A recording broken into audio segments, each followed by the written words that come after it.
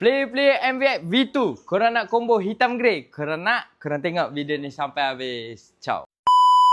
Okay guys, kepada play MVX V2, hari ni saya ada combo hitam grey untuk korang. So, korang akan dapat cover set custom nado grey dengan hitam lah. So, untuk cover set ni, stiker dahsyat tanam, dahsyat clear 2K. Fitting dia jangan cakap, memang cun-cun. Saya bagi sekali dengan inner hitam kilat diamond. Original HLY, korang akan dapat A to Z. Kualiti dia memang terbaik. Korang dah pakai cover set lawa, takkanlah pakai sport rim donut lagi. Ni, saya bagi sport rim saiz 17 inci by PPR. Bintang full CNC warna hitam. Saya bagi sekali dengan disc PPR 230 warna hijau.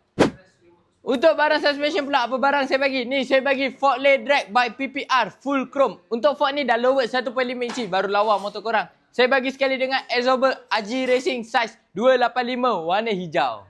Untuk bahagian brake system pula, apa barang saya bagi? Ni, saya bagi Brembo GP Copy 1-to-1 full silver. Saya bagi sekali dengan hose brake RS8 warna silver juga. Last sekali, saya bagi Master Pump by Superfly Original Project X. Item yang terakhir, item yang saya add on kat korang. Ni, saya bagi Balancer Magic Boy cutting salaya siap washer hijau. Kalau korang pakai, memang korang nampak motor korang pakai salaya lah. Last sekali, saya bagi cover radiator spinner by RS8 full silver. Untuk combo ni, berapa saya bagi kat korang? Saya bagi dengan harga RM4,920. Siap masangan, siap post. Okey, Sabah, Sarawak, tak ada masalah untuk kita post. Yang mana berminat dengan combo ni, korang boleh walk in je di Suria Garage Setia Alam. Jangan lupa like, follow, comment and share. Korang nak tengok combo apa pula lepas ni? Korang boleh komen kat bawah.